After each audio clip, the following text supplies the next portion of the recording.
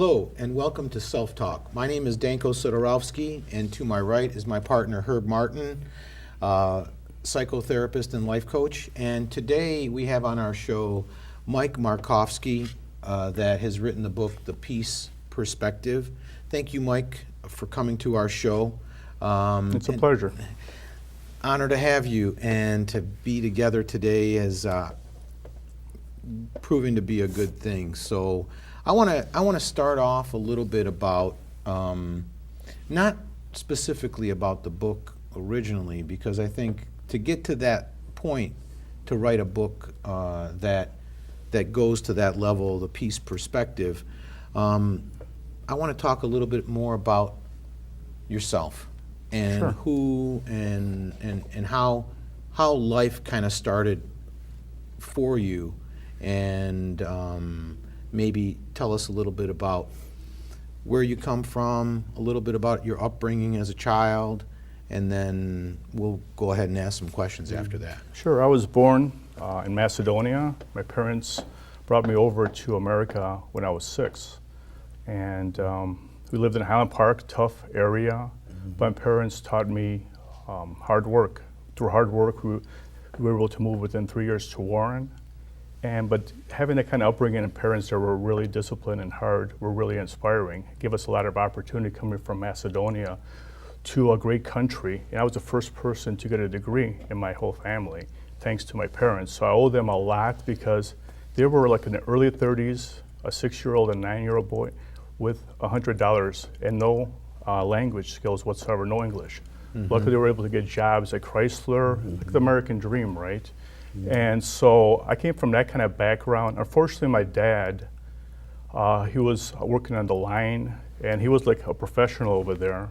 So it was tough for him. So he wound up drinking after a while, and he got more and more. So he became an alcoholic and really negative and put downs like every day, and that really tough. I mean, he was a great person, normal, easygoing, but then when like any kind of drugs, then you become a different person. So you started off life really as a immigrant child, coming to a country that was different for your parents, was foreign to your parents, and you came, there was 2 cultures happening at the same time. And I think many people moved to Detroit from different parts of America to come into the auto industry and to take advantage of all the economic boom that was happening at the time. What year was that? It was April of 1970. There was a lot of people coming at that time. So it's a close culture, it's a great culture. Unfortunately, it's a little bit backwards, where you're judged by your appearance, the house, the cars, a lot of ego stuff. I mean, it's really loving, close-knit family and stuff. My wedding was 800 people were at the wedding. I go, holy cow!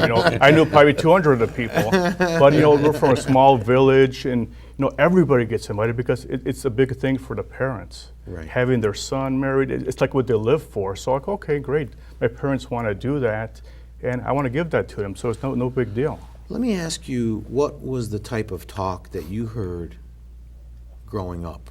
You were 6 years old when you came here. Do you remember the stuff before 6? No, it's funny. For me, I don't remember a lot of my childhood. A lot of people remember so much. I hardly remember anything when I was 12, 13, or 14, because my whole thing with the book, I don't want to get too far that, it's always in the moment. So I really don't remember a lot. I always try to live in a moment, even when I was younger, I guess, because I really don't have a lot of memories. Have some, but some people can just remember so much. But for me, it's not the case. I wanna ask Herb's opinion on that point. Why would some people block some of those memories? Well, there could be many different kind of reasons, and a lot of things that wasn't focused. It's different. You come here, and then you don't quite know how to relate to people, and also it's a big cake out there, and you want a bite of it, and what you're going to be like. And when you're very young, you're searching, especially coming from there and here, and then sort of making your own way, your own dream. And obviously, You remember the part when you took hold of your life a little bit? Oh, yeah. Yeah. Me too. Well, I had a really good upbringing until I was like 16, real happy. I was in sports. I was like leading scorer in basketball like for 4 years. So played Wow. around. But then when my dad started drinking, it kind of changed because then I became more, you become more aware of yourself, and then that negative environment, you start, doubting yourself. So I went through like a severe depression when I was like 20 or 21. And then the talk was terrible, obviously. I remember it. You're worthless. You're no good. What are you doing? It's a terrible thing. That kind of stuff, And then I started reading like Wayne Dyer, a lot of positive books. How old were you when you started doing that? Probably 19 or 20. It wasn't early because I was pretty content and happy. So you have to have conflict and Right. a negative situation that Right. pulls you, and you start questioning, why is this happening? So most people, when they're living like a normal life, and everybody has depression or pain, but you have to go like to an extreme. Right. My situation is extreme because my dad was drinking a lot. So there was a lot of conflict, and I started questioning. So I would be studying, and there'll be yelling going on all the time. In the middle of the night, you wake up. So Right. that's a lot of stuff. So you're going, okay, what I got to do about this? What can I do? You start beating yourself up, and then I don't know exactly, but I found a book, I read it, and then I started reading like a metaphysical. At 21, I wrote like a 25-page paper on what life's for, and I still have it, On what? handwritten. Right, say that again. On life. I'm sorry. What was the topic of the paper? Oh, metaphysical, what life's all about. Okay. At 21, I remember in the library writing. I still have it. And it talks about what I think life's all about. And the crazy part is, like Wayne Dyer, I could tell you, a lot of the stuff I said there, they talk about in their books. And I'm going, you know what? It's kind of crazy. And I still have it. And my wife thought I was a lunatic a little bit. Well, and she still married me, so that's a great thing, right? But well, you're a good. You can tell you're a good person. You and bring that's the thing that that really air. I think she said to herself. I could tell you had some stuff going on. 'Cause she knew the issues I was having. I was going through depression, going through it.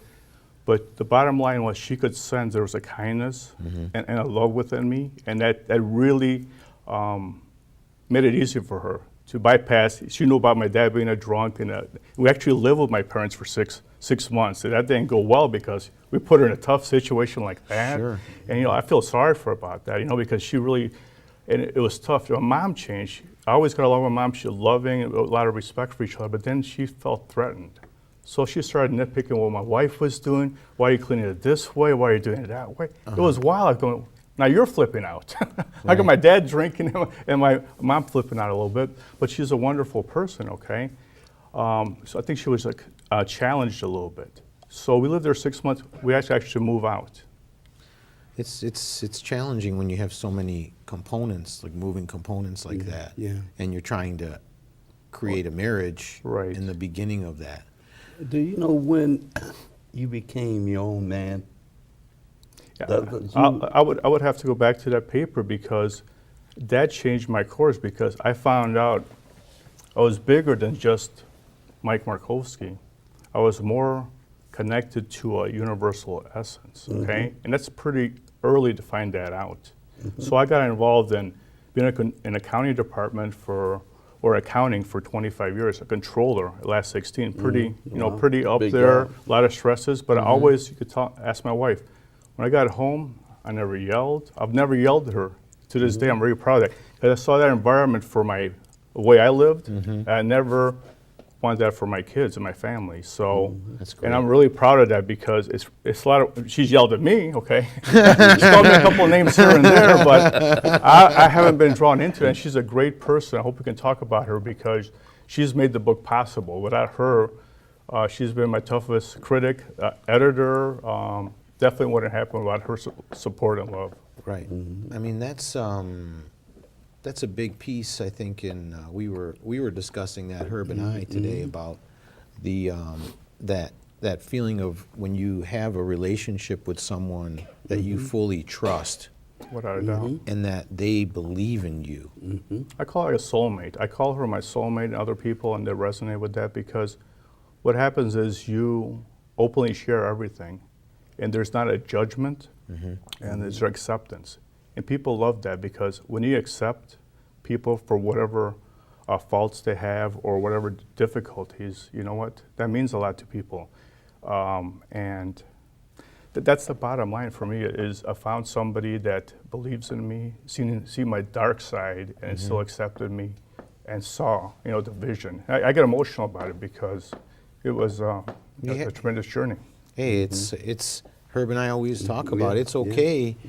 A lot of times our culture thinks that men shouldn't be emotional, but Herb has some great stories about how men need to be emotional to let that. Quick story on that.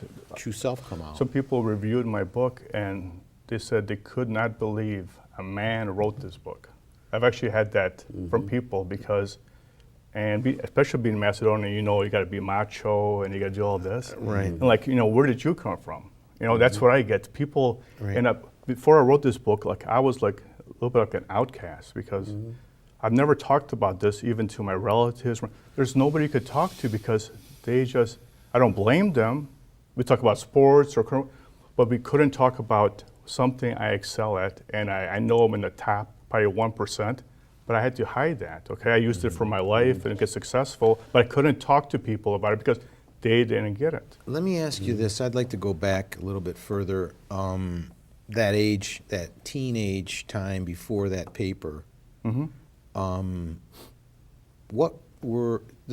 name of our show is Self-Talk. So my question that I think our audience wants to know that watches our show is, what were you saying to yourself during that time of conflict at home? Because I think that's very important. That talk transpired you to this point of writing that metaphysical paper. Well, I was a peacekeeper, so I tried to go, why is this happening? How can I get my parents to reconcile? How can I get my dad to stop drinking? I didn't think I was the cause because I never got to that point because I know I was a good person. So I never really blamed myself for that.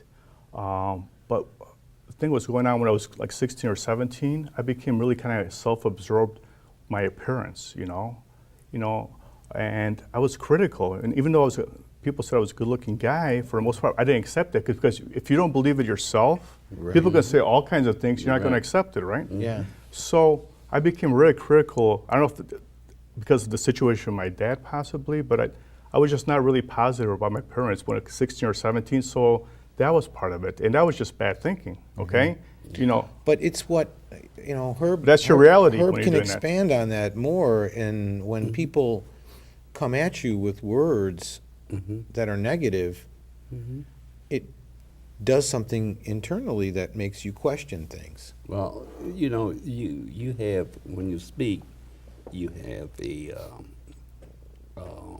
feeling in here, very powerful. And also, it's powerful enough that if you say to yourself, I can't do something, it's hypnotic. If you say, I can, that's release. I think actually Henry Ford said, if you think you can do it or you can't do it, you're right. Both ways, right? And that's the power of self. I believe in the law of attraction. I don't get ahead of myself, but the thinking you have, it's like a magnet, okay? Some people get mugged 10 times. Why? Because it's going to happen to me. It's going to happen to me. So you're like a magnet. You draw all this stuff to you. It's not like, it's like physics, right? I mean, you keep sending this energy. I'm no good. I'm terrible. I'm not going to be successful. I had the self-esteem class that I taught through Utica schools for 15 years. One of the things I talk about the kids is 2 kids are taking a test. One says, man, I'm not going to pass. It's going to be so difficult. There's no way I'm ever do anything. The other kid's going to say, I'm going to do my best. I think I can do okay. I feel good about myself. See what happens? Same situation, 2 different self-talk, right? Totally different reality, totally different feeling. Why can't everyone do that? That's the question I'm trying to explore is why can't we all think in a positive manner and react in the best way possible? That's the key. The Herb? key is people are so different that the experiences you had, the experiences I had. Yeah, but I had a negative experience and overcame it. Some people have negative experience and can't get out of it. There's a mindset. We're not connected to our deeper self. I think there's so many theories and so many things out there. I think in a way, it's a cop-out, okay?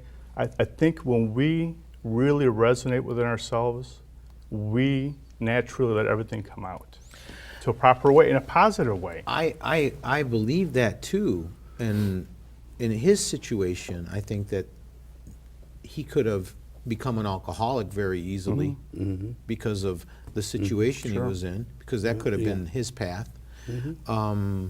But I still believe there was things that he was saying constantly internally that I don't want to speak for you, but I would guess some of the self-talk. I don't want to be like that. And that's why had so much pain, and that's why I coached 10 years of soccer and basketball. I was there. I worked 50, 60 hours. I did the self-esteem class for 15 years on Saturdays because of the pain I had. I didn't want others to do it, okay? There's no way I was going to allow other people to go through it, because I got out of it, okay? A lot of people never got out of it, and I became awakened, I call it, and inspired. And when that happens, you just have to make a difference. Go ahead. That's that thing that happens to people. All of a sudden, they wake up and say, "Oh, I can do this. I'm going to be like this. I'm going to be like this." It's like the things that I wanted. I looked at it, and there's a print that I put in my brain and saying, "I'm going to have that. I'm going to do this." But it went so far in my life, because I'm saying it, talking to myself, saying, I'm going to try these different things. So, this, that's good. And the changes wasn't about the money. When I first went to school, what I found out, hey, we didn't have much money, but the idea of making money now, so the musicians didn't get paid very much. They don't now. And so I said to myself, I don't care about the money anymore. I went to school because I was learning, and I wanted to be my own man even when I was a very young boy. And so being lucky, more than lucky, somehow this magical thing comes in you and say, I don't blame you for being whatever you do. I blame myself when I beat up on you because you are not like me. Right. But I think you talk about. I think this forgiveness is a big thing too. When we don't forgive people for the pain, like for my dad, now he's been sober for the last 5, 6 years, and I go over every Wednesday and talk with my mom and have a great time. I volunteer as a teacher assistant. And so it's a great day for me on Wednesdays. I spend a couple hours with 2nd and 3rd graders and see that. Then I go see my parents. They're like in their 70s, and spend some time with them and have lunch, get to catch up. So I mean, I've created a life for myself because of hard work, where I can take time and really, I call it smell the roses, because that's what I'm trying to do, because life's a gift or a present, and a lot of people don't enjoy it. And when you look at it that way, but you have to get to a certain point in your life where you really realize that's the case. And unfortunately I have, because of difficulties in overcoming them. But so I've forgiven my dad, and I'm blessed now we can spend time together and forget about those bad memories. We're living, a normal, he's a great person. I mean, calm, funny, and I'm glad I can see that side of it as life is ending for him, that we can spend time and bond, and it's a great thing. So I'm really happy about that. Yeah. And the interesting thing, we talk about forgive our parents, the idea of you put something in your body, like a drug, alcohol, that takes and changes your life. It's not the person anymore. Not the person. It's not the person. And to define your dad as a very giving man, look at you. You like good things, beautiful suit. Thanks. And you achieve what you want to, because that's empty in your life. He was unfortunate. And that's why I didn't blame him, because I knew that was like a drug. And even when he was going through that and saying mean stuff, it kind of helped, because I go, man, That's just not my dad. I know that's not my dad because I know it's a drug talking. I believe that there was some, there's a lot of pain when people come to a different country and they come from maybe a professional position in a different place and now have to be at a different position. And then the same things I believe that this show is all about is it's actually going against a lot of the self-talk internally, which might have caused drinking, because there was pain inside of maybe not realizing this personal truth Right, that right. you noticed early on that this was your personal truth. And maybe that's where a lot of folks find a vice of some sort to. Well, it's pain, right? It's pain always causes people to search for something, whether it's shopping, Right. or drugs, or alcohol, or whatever vice you have, because it's a cry for help. Right. I'm just not happy in the situation I am. Why aren't you? Well, because you, again, I don't want to go to heaven, but because the way we see ourselves as small and insignificant, we have to prove ourselves, right? We have to prove ourselves to the world we're somebody. But I'm saying when you connect to your higher self, you're connected to the universe. Okay, how much more can that be? So what do you got to prove? That's the big jump you make.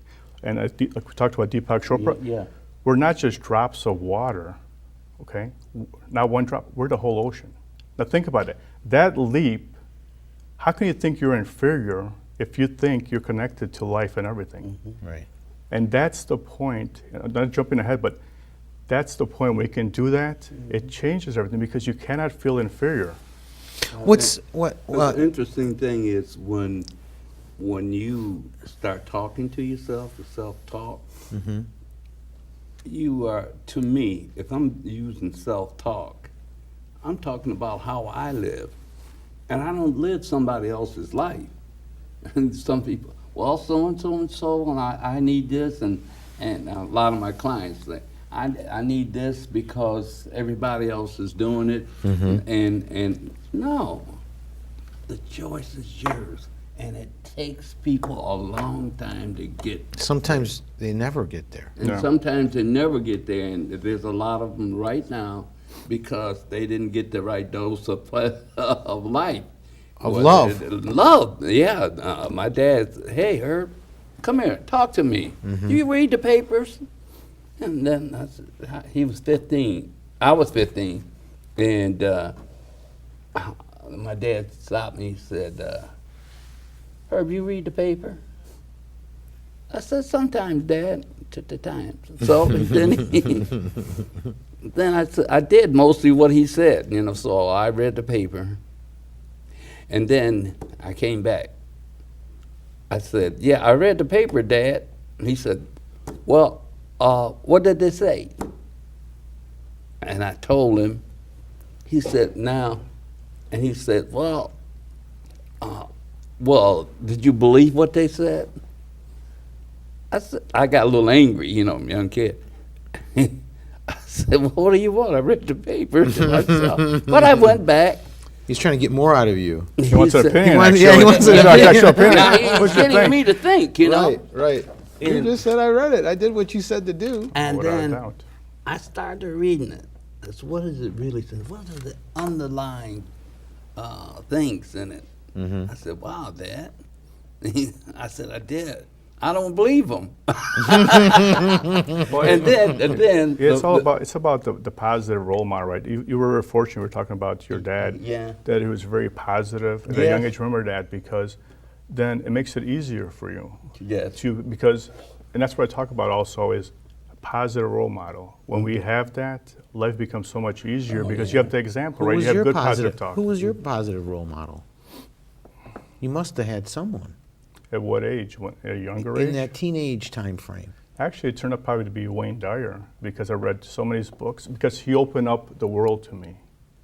It's like, wow, that's really possible. You never knew. Did you see anybody around you living in a way that you wanted to be? in my close circle of friends and family, Yes. I would, well, I would say, not really. My brother, like I said, I love him, but he's like more ego-centered, so he's real practical and he's really tough. He can get through it. So he had that self-talk where it was more resilient. It kind of deflected off him. That's the way he dealt with it, and he's become a really successful person because he's had that attitude. I didn't have the mentality. I had to go to like reading books aside myself to find new knowledge that would help me awaken what I am. So Wayne Dyer turned out to be, because I didn't have really anybody like that. Luckily, I found Wayne Dyer, and he opened up, wow, you know, you're a lot more than just your situation, and you're so much more. And that's what I needed. And I ran with that and started writing, and it changed everything. Well, what's interesting too is we touched on this a couple times today is conflict and pain. And sometimes that when there's conflict and pain at home or in life, you either become the hero or you become the victim of that and become the same or worse. And there's a lot of situations in the Metro Detroit area where you can see people have said, I'm not going to, you know, suffer through that pain. I'm going to become this. And then others have created even a worse situation for themselves based on their self-talk again, I would imagine, is that that's the driving factor again. Yeah, quick point, you know, my name is Mire, it's in the book, Mir, which means peace in Macedonian. I've never thought about it until I wrote the book. I go, wow, that's pretty well. It's been an undercurrent of my whole life when I was in business. But Mire, or Mir, means peace. So that kind of defines you, that somewhere or another I was drawn to go through the conflict so I can awaken, so I can make a difference in life, because how strange is that? And my wife's name is Radiko. Rada means happy. That's at that point, Mike, Mire, we're going to end this sector of the peace perspective. Thank you for being on our show, Mike. Thank you Thank you. for the It's a pleasure. conversation. We'll see you next time on Self Talk.